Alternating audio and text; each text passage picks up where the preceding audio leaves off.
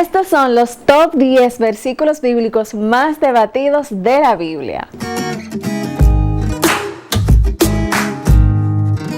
Hola YouTubinentes, en este video voy a detallar los versos bíblicos que han sido sujetos históricamente a interpretaciones muy distintas entre los mismos cristianos protestantes. Los cristianos todos creemos que la Biblia es la palabra infalible de Dios y por tanto nos acogemos a sus enseñanzas. Sin embargo, existen varios textos en la Biblia que por cuestiones de cambio de idioma o forma de redacción han sido objeto de explicaciones muy diferentes por distintos grupos de cristianos. Por otro lado, en el mundo evangélico existen diversas denominaciones y estas denominaciones tienen cada una diferencias doctrinales, las cuales se reflejan muchas veces en cómo viven su vida cristiana y cómo llevan a cabo los cultos en sus iglesias. Estas diferencias doctrinales se originan en gran mayoría en cómo cada grupo interpreta ciertos versos bíblicos. Y son estos textos los que vamos a analizar el día de hoy,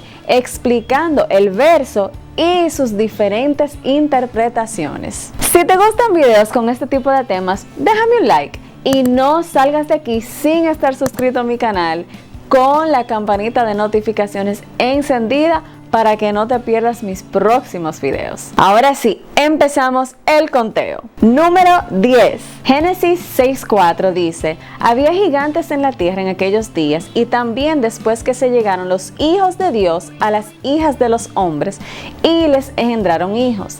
Estos fueron los hombres valientes que desde la antigüedad alcanzaron renombre. El elemento que causa debate en este verso es: ¿quiénes eran exactamente los hijos de Dios? Algunos interpretan que los hijos de Dios se refiere a seres humanos, específicamente a la descendencia piadosa de Set, los cuales comenzaron a invocar el nombre de Jehová y por eso se le dice hijos de Dios.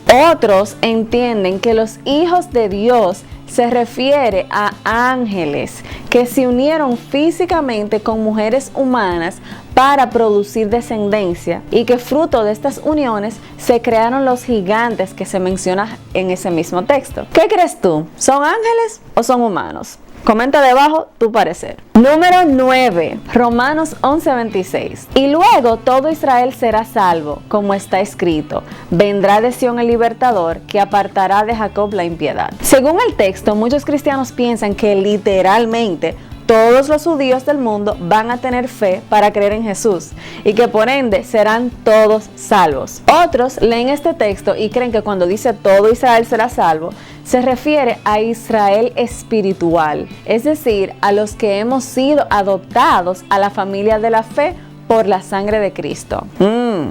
¿Todo Israel será salvo? ¿Qué piensas sobre este asunto? Número 8. Lucas 16:16. La ley y los profetas eran hasta Juan. Desde entonces el reino de Dios es anunciado y todos se esfuerzan por entrar en él. Fruto de este verso, muchos cristianos piensan que el último verdadero profeta fue Juan y que por lo tanto el ministerio de la profecía caducó ya en nuestros días. En cambio, otros argumentan que este verso se refiere específicamente a Juan como el último profeta que anunció la venida del Señor antes de que Jesús iniciara su ministerio en la tierra y que por lo tanto el ministerio de la profecía sigue vigente en nuestros días. Esto está súper interesante. ¿Cómo interpretas tú este texto? Número 7, Mateo 24:29 al 31.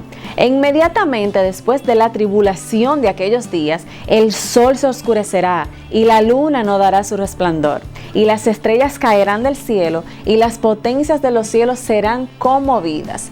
Entonces aparecerá la señal del Hijo del Hombre en el cielo, y entonces lamentarán todas las tribus de la tierra y verán al Hijo del Hombre viniendo sobre las nubes del cielo con poder y gran gloria. Y enviará a sus ángeles con gran voz de trompeta, y juntarán a sus escogidos de los cuatro vientos, desde un extremo del cielo hasta el otro. El tema de debate de este verso es: ¿los creyentes pasarán por la gran tribulación o no? Algunos cristianos piensan que sí y otros creen que no, Y otros creen que los cristianos que estén vivos en esos tiempos pasarán al menos por una parte de la tribulación, el llamado principio de dolores, pero que no pasaremos todos por la gran tribulación. Estos temas de fin de mundo son realmente complejos, pero sumamente intrigantes, ¿verdad? Número 6. Hechos 2, 38 al 39. Pedro les dijo: arrepentíos y bautícese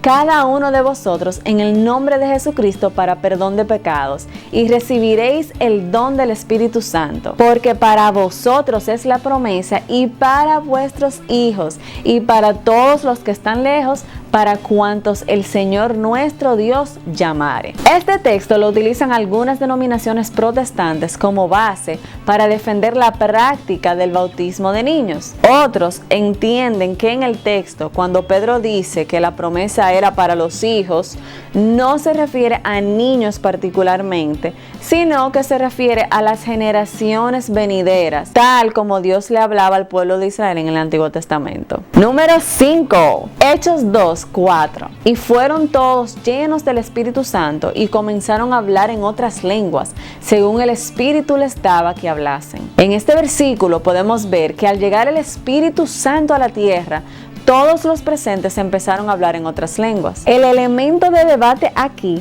es justamente el don de hablar en lenguas. Algunos creyentes interpretan por este texto que la evidencia de que un cristiano está lleno del Espíritu Santo es hablar en lenguas. Otros creyentes difieren, interpretando en cambio que este evento fue único en la historia y que ocurrió solamente como una forma de evidenciar que el Espíritu Santo había llegado por primera vez a la tierra, pero que esto no tiene que ocurrir cada vez que un creyente es lleno del Espíritu Santo. Me encantaría saber con cuál interpretación te identificas tú. Número 4. Primera de Pedro 3, 2 al 4. Vuestro atavío no sea el externo, de peinados ostentosos, de adornos de oro, de vestidos lujosos, sino el interno, el del corazón, en el incorruptible ornato de un espíritu afable y apacible, que es de grande estima delante de Dios. Este verso es sumamente conocido, así que ya muchos se imaginan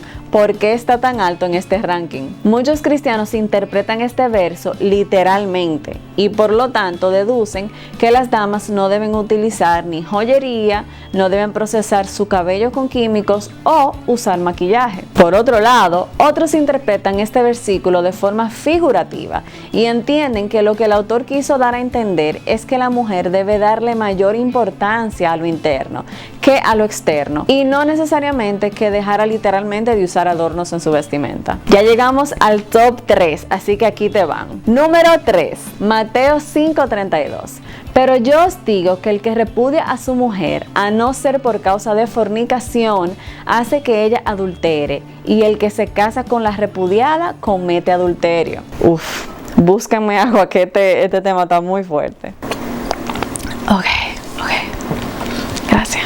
Este texto ha sido altamente debatido a través de la historia de la iglesia sobre el tema del divorcio. Algunos creyentes entienden que este pasaje da una clara excepción y permite que si un cristiano se divorcia por causa de adulterio, esta persona divorciada puede volver a casarse. Otros cristianos, en cambio, entienden que en realidad no hay tal excepción y que nunca es permitido que un cristiano divorciado se vuelva a casar, porque ellos interpretan que la palabra fornicación en el texto no incluye adulterio, sino que se refiere a cuando dos personas no casadas viven en concubinato. Bueno, yo estoy muy interesada en saber tus opiniones sobre este tema. ¿Qué? ¿Qué es lo que tú dices? ¿Que cuál es mi opinión?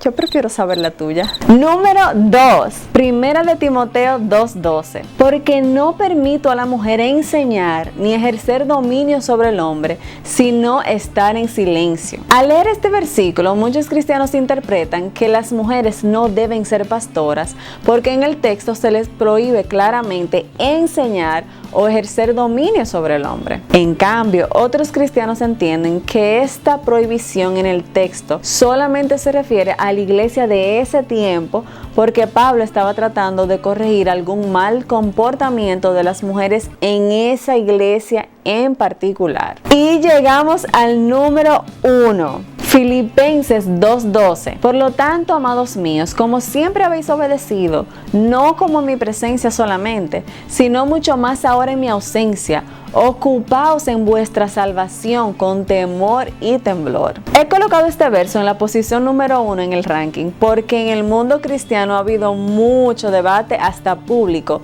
sobre este mismo texto. Algunos cristianos entienden que cuando el texto dice ocupaos de vuestra salvación con temor y temblor, significa que un cristiano que ha sido salvado por la sangre de Cristo puede en algún momento perder su salvación si no la cuida. Es decir, que su pecado puede causar que esa persona pierda su salvación.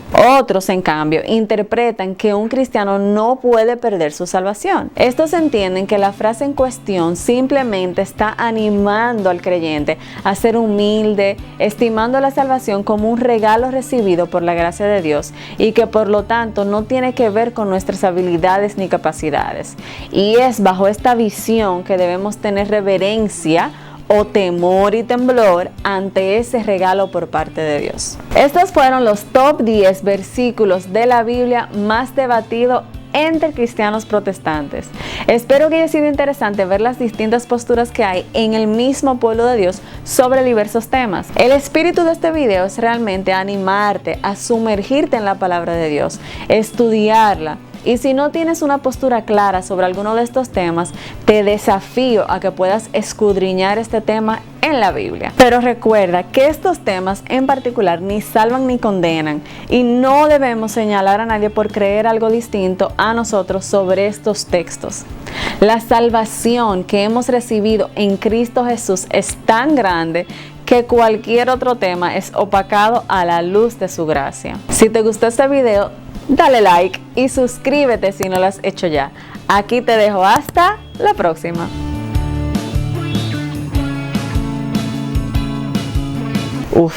Búsquenme agua que este tema está muy fuerte. No, literal, búscame agua, que tengo sed.